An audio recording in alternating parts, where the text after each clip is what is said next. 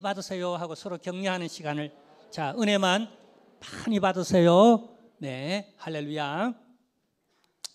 일본에 오노다 히로라고 하는 한 젊은 군인이 있었습니다. 그는 세계 제2차 전쟁 때에 일본군으로 참전하여서 필리핀의 루방섬에 배치되어서 전투를 벌이고 있었는데, 근데 일본군이 패전을 하고 항복을 했습니다. 그러나 이 오노다 히로는 믿지를 못합니다. 아니, 이렇게 큰 소리 치던 이렇게 막강한 군대가 죽으면 죽었지 어떻게 항복하느냐, 이건 믿을 수 없는 일이야 라고 그는 더 깊은 정글 속으로 그리고 굴 속으로 숨어들었습니다. 그렇게 산지 아무도 몰랐어요. 29년 만에 그가 발견되었어요.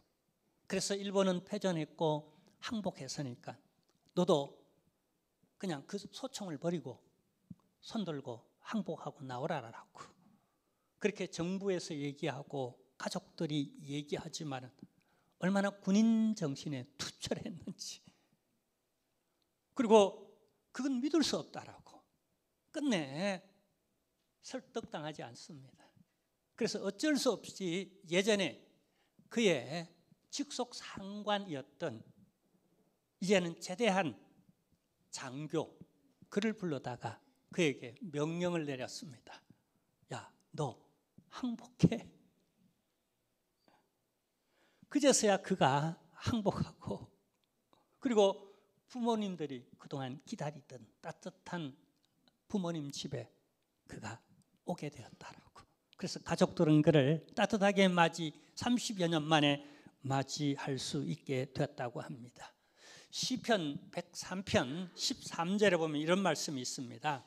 아버지가 자식을 긍휼히 여김같이 여호와께서 자기를 경외하는 자를 긍휼히 여기시나니. 하나님의 사랑을 아버지가 자식을 사랑하는 마음으로 비유하여서 이렇게 기다리며 긍휼히 여긴다라고 하는 겁니다. 긍휼히 여긴다라고 하는 히브리 말로는요, 라훔이라고 말을 합니다. 이 단어가 지닌 뜻은 자녀를 향한 부모의 깊은 연민과 보호의 마음을 담고 있습니다. 돌아올 때까지. 그리고 그가 오해하며 또 아직도 반항하며 돌아오지 못하는 어떤 환경을 뚫고 기어이 돌아오기를 기다리는, 그러면서 그 아들에 대한 측은히 여기는 긍휼의 마음, 그 마음이 바로 하나님 아버지의 마음이라고 전달하고 있습니다. 자, 우리가 오늘 읽은 성경, 이 성경을 오늘 탕자의 비유라고 말을 하는데, 이것만큼 아버지의 마음을 잘 드러내는 비유가 있겠나 싶습니다. 이 예수님의 탕자의 비유를 전달하는 누가, 이 누가는 누군가? 누가는 바울이 로마 감옥에 갇혔을 때에 그는 의사였습니다. 잘 나가는 의사였지만은 물질도 내려놓고 청춘도 개인의 어떤 명예 다 내려놓고 바울의 동역자가 되어서 바울의 주치의로서 바울을 돕겠다, 그거 하나로 끝까지 바울과 함께하는 바울의 동역자였습니다. 근데 바로 그가 누가복음을 기록했고 그리고 사도행전을 기록했습니다. 본래 누가복음과 사도행전은 한 책이었습니다. 근데 분류상 두 개로 나누어 놨어요. 그리고 문장상 누가복음은 스토리 형식, 내러티브 형식으로 그렇게 스토리 중심의 내러티브로 기록되어졌어요. 그리고 사도행전은 그야말로 사실적, 역사적, 그래서 유일한 이렇게 신약 성경에서 역사서로 분류되어지는 역사적 내러티브로 구성되어져 있어요. 그래서 그 편의상 역사서와 사도행전이죠. 그리고 복음서, 누가복음을 나눠놨던 거예요. 본래는 한 책이라는 사실. 근데 우리가 주목해야 하는 건 바로 이 사도행전과 누가복음을 기록한 그 동기와 그리고 이 누가가 누군가라고 하는 겁니다. 단순히 의사가 아니라, 단순히 바울의 동역자가 아니라, 그는 처음부터 바울과 함께 하면서 바울이 저 아시아 교회들을, 오고 오는 세대들의 교회를 세우는 그 현장을 목격했어요. 교회론에 입각한, 그리고 바울이 가는 곳마다 다른 복음이 아닌 복음을 변장하며 복음을 전했던 그 복음을 계속해서 들었어요. 그러면서 그는 직업상 논리적 그의 사고방식은 아주 과학적이며 객관적 사실을 바탕으로 해서 역사적 서술을 해가는 게 사도행전이고, 곧 성령행전이기도 하고, 그건 성령의 복음이기도 하고, 그 다음에 누가복음, 스토리 형식으로 예수님에 관한 얘기를 내러티브적으로 전달하는 이런 누가였다는 겁니다. 저는 이 사도행전을 이렇게 생각하면서 누구보다도 가까이에서 바울이 복음 전하는 걸 객관적으로 들었고, 그리고 논리적 사고방식으로 들어서 이걸 서술하는, 역사적으로 서술하는, 그리고 누가복음을 어떻게 해요? 얘기 중심으로, 스토리 중심으로 누가복음을 기록하면서 그의 복음, 그의 복음은 무엇인가? 한마디로 말하면 우리 지난주에 마가복음을 누구의 복음이라고 말했죠? 베드로 복음이라고. 베드로의 제자였고 베드로의 동역자였고, 마가는 베드로의 통역사 역할도 했던 마가 요한의 복음이 베드로의 복음과 일치하고 있다는 것. 그 다음에 누가복음은 바로, 여러분, 그토록 다른 복음을 전하지 말고 복음을 짓게 하고 복음이 무엇인지를 신학적으로 설명했던 그가 누가를 통하여 스토리 중심으로 예수님의 복음을 전하도록 만들었던 것, 그게 누가복음이라고. 일명 마가복음을 베드로 복음이라고 말한다면 이 누가복음은 바울의 복음이라고 말할 수 있다라고 제가 그렇게 얘기하고 싶은 겁니다. 그러면은, 자, 제가 왜 이런 얘기를 하느냐 하면은 이 사도행전과 그리고 누가복음에서 도대체 복음이 뭔지를 신학적이 아닌 스토리 형식으로, 그러니까 뒷부분인, 여러분, 이 누가복음의 뒷부분인 사도행전이, 여러분, 실제 역사적으로 바울이 복음을 보여줬다면은, 그다음에 바울의 서신서들은 신학적으로 복음이 뭔지를 보여주고 있다면은, 이 누가복음은 스토리 형식으로, 이야기 형식으로 복음이 뭔지를 설명하고 있다는 거예요. 자, 그래서 바울의 서신서와 그리고 사도행전과 이 누가복음을 통틀어서 스토리 형식으로 복음을 전달할 수 있는 그 핵심은 뭔가, 그 요지는 뭔가, 제가 좀 고민을 했습니다. 근데 기도하는 가운데에 제가 발견한 것, 한 얘기로 이 모든 것을 통칭하여서 한 스토리로 복음을 담는다면 그게 뭔가를 제가 기도하며 고민 중에 놀라운 한 가지 은혜를 받았어요. 바로 이 본문이다. 탕자의 비유.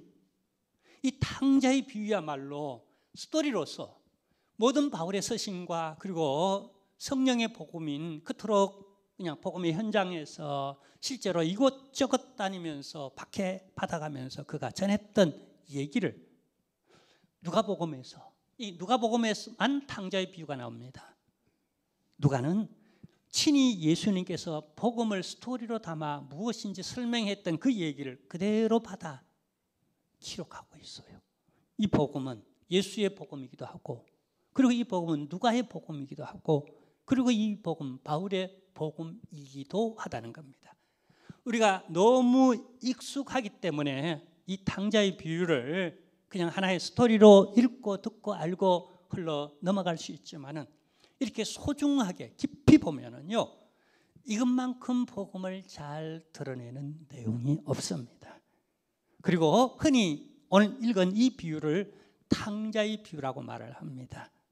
그것은 표제적 그리고 겉으로 드러난 표면적 주제로서의 적당한 말일 겁니다. 그러나 속 주제를 보면요, 여기 더 깊은 주제로서 이 비유를 명칭하자면 저는 이렇게 말하고 싶어요. 하나님 아버지의 마음, 이게 주제라는 겁니다. 그래서 저는 이것을 오늘 제 설교와 주제의 그런 제목으로 삼았습니다. 하나님 아버지의 마음. 이 마음을 전달하기 위해서 탕자의 비유를 통해 탕자를 소재로 하여서 이게 하나님의 마음이라고, 그게 복음인 거예요. 그 탕자는 저 멀리 있는 이방인일 수도 있고요, 헬라인일 수도 있고 야만인일 수도 있고, 그 다음에 마가처럼 실수를 한, 오늘 본문에서도 허랑방탕한 탕아, 그 탕아를 오매불만 기다리며 그 탕아가 돌아올 때에 무조건적 전적인 은혜로 받아들이고 모든 걸 회복시켜주는 그 은혜, 예수님은 바로 이걸 복음으로 제시하고 있다는 거예요. 자, 그래서 오늘 우리가 이 스토리를 보면은요, 한 아버지에게 두 아들이 있었습니다. 첫 아들은 범생이었어요. 아버지 집 교회 안에 머물면서 충성하며 헌신하며 봉사하며 직분 맡아서 죽도록 충성하는 참 책임감 있는 성실한 성도였어요. 근데 둘째 아들은 그야말로 마음은 늘 콩밭에 가 있었어요. 답답해. 뭐 그렇게 부담돼. 자유가 없어.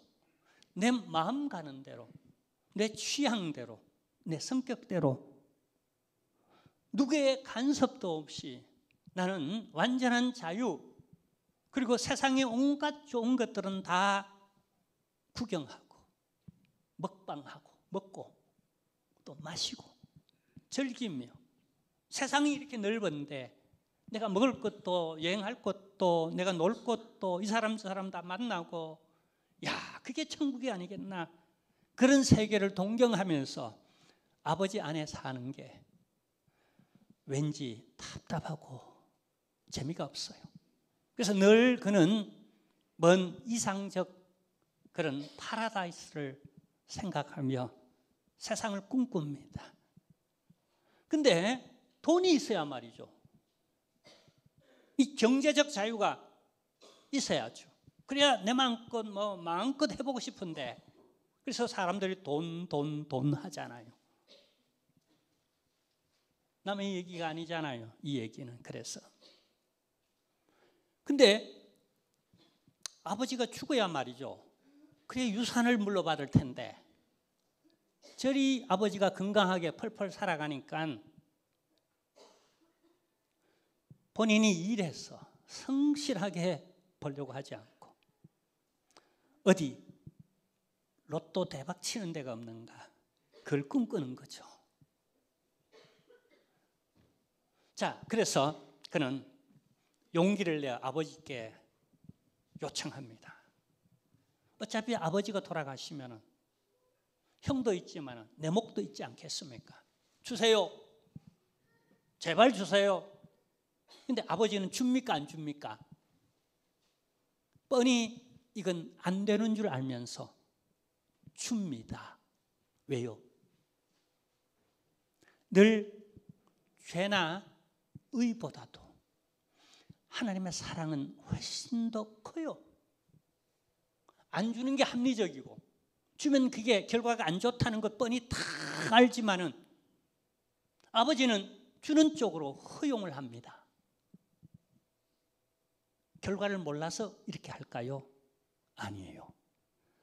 사랑은 바보가 되는 거예요. 자녀 바보가 된 거예요, 하나님이. 그만큼 하나님은 맹목적이며 사랑은 어쩌면 비이성적입니다. 따지지 않고요, 계산하지 않고요. 하나님의 사랑은 이만큼이나 바보틱하게 순수했어요. 주는 거예요. 다 주는 거예요. 지목으로 돌아가도록. 아담 평생 이 부자 아버지였기 때문에 그냥 다 줬어요. 몇 날이 못 돼요. 이 아들은 모든 재산을 팝니다. 그리고 할 수만 있으면은 먼 곳 아버지의 눈에 안 띄고 간섭도 안 받고 내 마음껏 자유롭게 무엇이든 끄리낌 없이 완전한 자유 가운데 완전한 그냥 세상 한가운데에서도 내가 먹기도 하고 마시기도 하고 여행하기도 하고 즐기기도 하고 축제하기도 하고 그렇게 사는 곳으로 갔습니다. 그게 세상 한복판이었어요. 세상 한가운데로. 어쩌면 오늘날 같으면 강남 또 어느 또 역 어느 지역이겠죠. 밤을 낮삼아 그는 흥청망청 뭐 돈이 많으니까요. 이게 뭐 공짜로 얻은 건데 뭐 그 아까운 줄 알겠습니까? 물론 아깝겠죠. 그러지만은 내가 쓰는 대로 대우받고 쓰는 대로 즐기고 쓰는 대로 그냥 내가 그냥 이렇게 그냥 높아지는 이런 세상에서 막 썼어요. 그런데 물질 세계는 언제나 한계가 있잖아요. 그 끝이 있잖아요. 다 소진되었어요. 때로는 뭐 쏘가 넘어가서 보이스피싱에 당하기도 했겠죠. 또 때로는 어떻게 사기를 당하기도 했겠고 또 누구 보정을 쏟다가 또 어떻게 되기도 하고 이 모양 저 모양으로 다 탕진했어요. 근데 가장 탕진한 결정적인 그런 내용은 허랑방탕 이거였어요. 허랑방탕. 이게 단순히 물질적으로만 허랑방탕이라고 생각하면 안 됩니다. 시간, 청춘, 어떤 기회 그 자체가 어느 때는 물질보다도 금보다도 더 귀한 때가 있어요. 인생 허비. 참 안타까운 일이죠. 그리고 그는 어느 지역까지 떨어졌는가? 여러분 나르는 게 추락한다고요. 높이 나른 만큼 그 추락할 때의 그 심정. 그래서 연예인들이라든가 혹은 높은 자리에 있었던 그런 공무원이나 기업인들이 극단적 선택을 하는 그 심정, 그러면 절대로 안 됩니다. 그렇지만은 심정적으로는 이해가는 부분이 있어요. 추락할 때 그 자괴감, 그 낙담감이라고 하는 건 더 이상 살 이유가 있겠나 싶을 정도로 끝없이 추락할 때가 있어요. 이 탕자는 지금 그 심정이에요. 여러분 내가 잘 나갈 때 친구도 있고요. 내가 의가 있을 때에 사람들이 존경하기도 하고요. 그 다음에 내가 뭔가 재주가 있고 뭔가 내가 비전이 있고 꿈이 있고 뭔가 할 때에 내 주변에 사람들이 모입니다만 다 사라졌을 때 꽃이 떨어졌어요. 그 많던 꿀도 사라졌고 그리고 꿀을 찾아왔던 그 벌도 나비도 다 사라지고 이제는 썩은 냄새만 나는 거예요. 그가 마지막으로 하는 게 뭐냐 하면은요, 돼지 농장으로 찾아갑니다. 왜냐하면 그 쥐염 열매, 돼지가 먹는 그 쥐염 열매, 그거라도 내가 좀 얻어 먹을까 싶어서. 근데 그것조차 그에게 주는 혜택, 내가 있을 때는 다 와서 함께 같이 탕진하고 함께 먹고 그냥 심지어 내 돈을 뺏어간 사람, 내가 사기당한 사람도 있는데 그 사람이라도 나를 측은히 여겨 불쌍히 여겨 좀 도와주면 좋은데 여러분 내가 가졌을 때는 그게 외모든 학력이든 어떤 스펙이든 돈이든 가졌을 때는 주변에 나를 주목하고 존경하거나 사람들이 몰려오고 연락이 옵니다만은 패가망신해 보세요. 그긴 여러분 창녀들과 더불어 먹고 마신 탕진한 그런 사람이라고 소문까지 나보세요. 누가 연락하겠어요? 그와 친구라는 얘기를 들을까 싶어서 36개 도망하죠. 그래서 돼지 열매를 먹고자 하지만은 주는 사람, 그것조차 주는 사람이 없어요. 참고로 히브리 개념으로 유대인들은 지금도 돼지고기 안 먹습니다. 동물 중에 돼지만큼 천하고 더럽고 상종할 만한 것이 없다고 해서 기르기도 하지 않거니와 먹지도 않습니다. 그리고 그걸 먹는 사람과도 대화, 친구로 삼으려 하지 않습니다. 그게 히브리 개념입니다. 근데 돼지를 가까이 한다? 돼지 먹는 것과 같이 먹는다? 그 말은 한 식구라는 거예요. 이 돼지라는 얘기예요. 그러니까 추락의 끝이 사람이 못 되는, 사람의 취급도 못 받는 돼지 그 자체라는 거예요. 끝까지 선을 넘어간 거예요. 인간의 선을 넘어간 거예요. 자, 여러분, 그래서 오늘 13절에 보면은요, 허랑방탕이라는 말이 나오고, 그 다음에 허비라는 말이 나옵니다.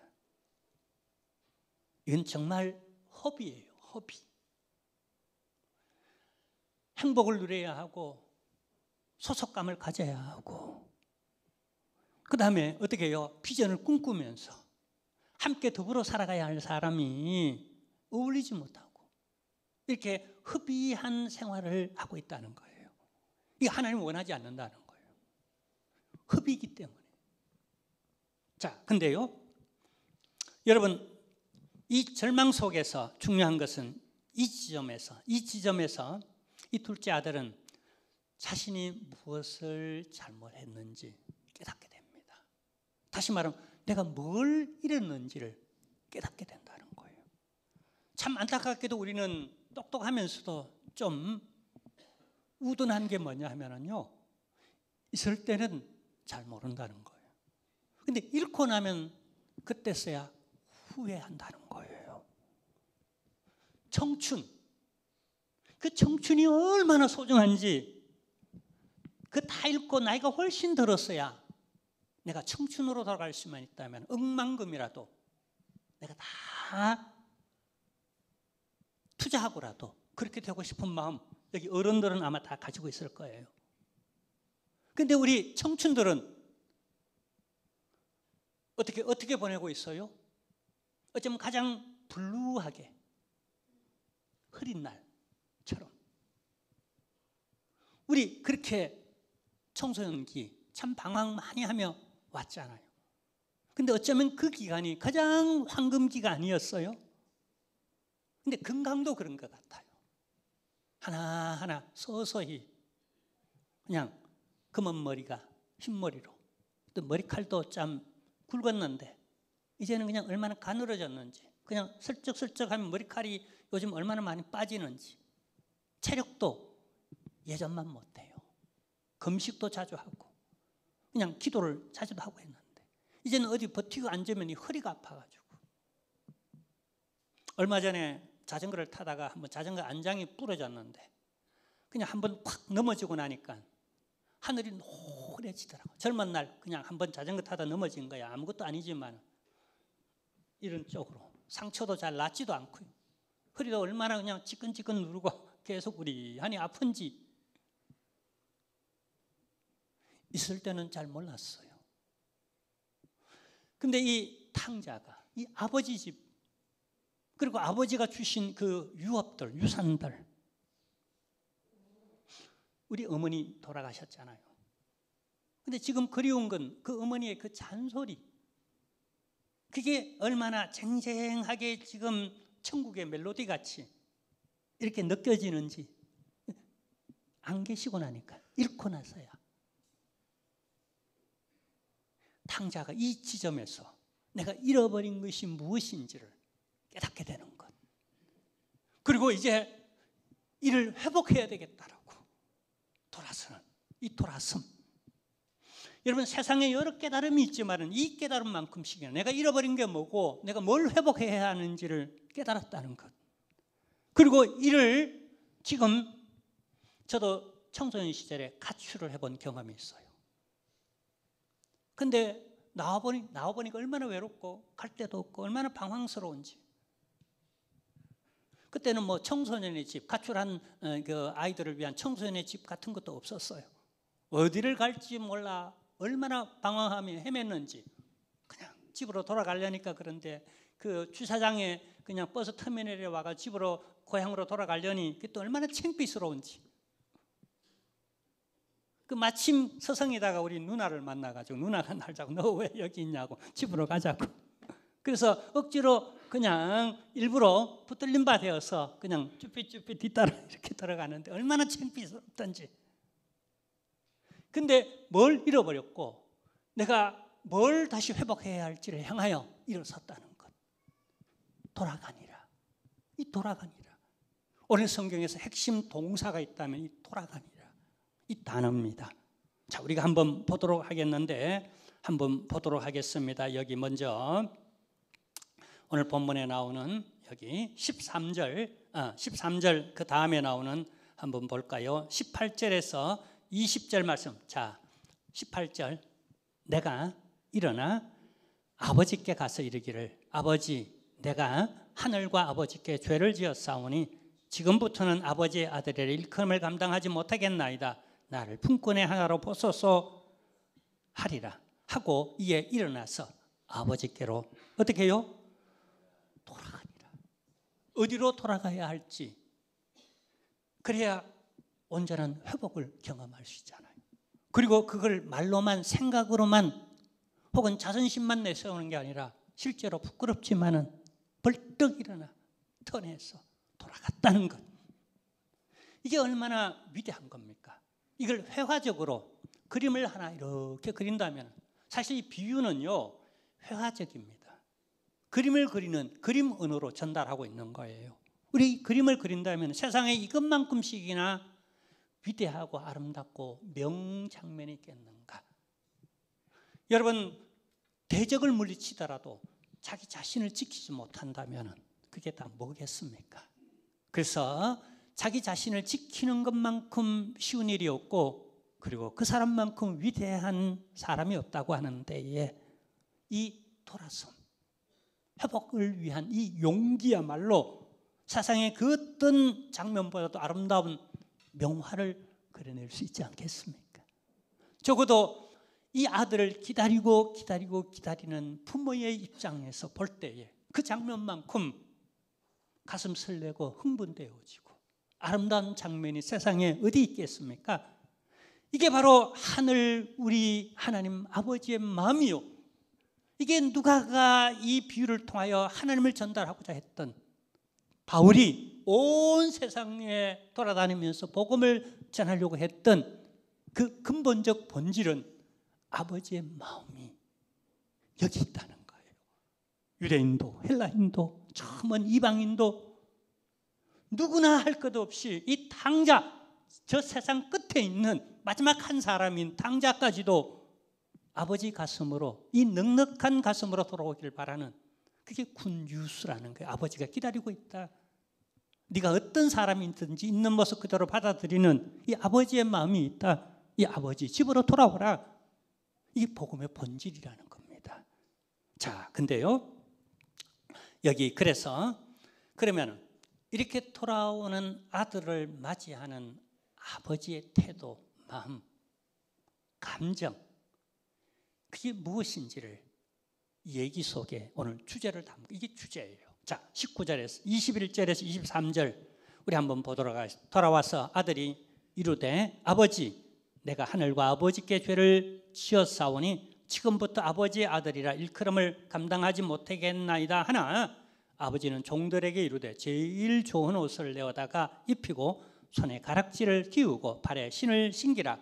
그리고 살찐 송아지를 끌어다가 잡으라. 우리가 먹고 즐기자.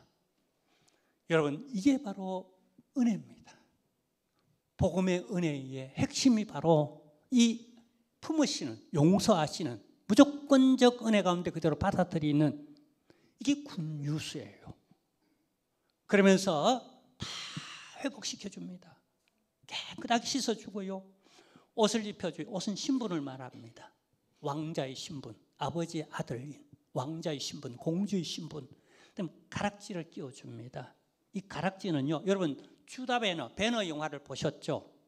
그죠? 어떤 로마의 사령관이 양 아들을 삼으면서 반지를 끼워주죠. 내 아들이라고 하는 반지를 끼워주죠. 양자의 반지예요. 그 반지를 끼고 다시 예루살렘으로 돌아오는 데에 누구도 로마인으로 그리고 그 훌륭한 사령관의 아들로 법적으로 인정할 수밖에 없게 되어졌죠. 그게 가락지예요.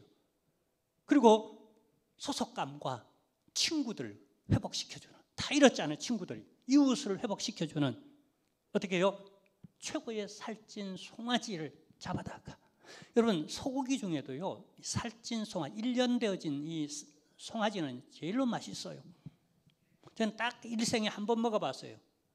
저 신학교 저기 그 북경 그쪽 신학교에 강의 갔다가 마침 우리 두 친구랑 둘이서 갔는데 저는 신약을 강의하고 친구는 구약을 강의하는, 구약 강의 중에 또 제사법을 강의했어요. 제사법을 한 2주 동안 강의하고 마지막에는 실제로 이렇게 각을 떠서 이렇게 그죠? 장면에서 송아지 한 마리를 잡아가, 그때 약 한 50만 원이든가 우리 한국 돈으로 좀 저렴했기에 그 친구가 돈을 내고 이렇게 각을 떠서 이렇게 하는 하고 뭐 어떻게 하는 제사법을 연상시키면서 이렇게 실험을 이렇게 하게 만들었던, 그래서 그 1년 된 송아지를 잡아다가 하는, 그리고 나서 고기를 제사장이 먹으니까 먹어보자라고 그래서 좀 먹어봤던, 되게 맛있더라고요.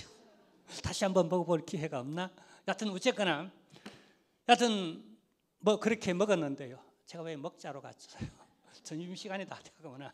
자, 어쨌거나 예, 그냥 이 즐거움에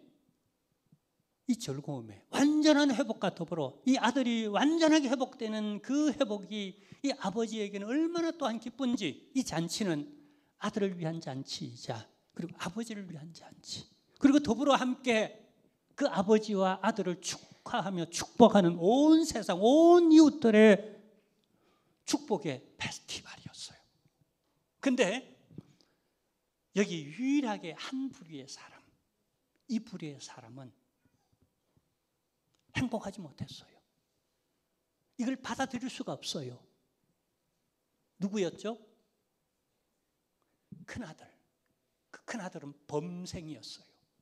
늘 교회 안에 명령에 순종하여 충성하며 봉사하며 말씀대로 살아가려고 무척이나 노력했던, 정말 요만큼이라도 죄된 것은 멀리하면서 의롭게 살았던 의가 충만한 이런 사람이었어요.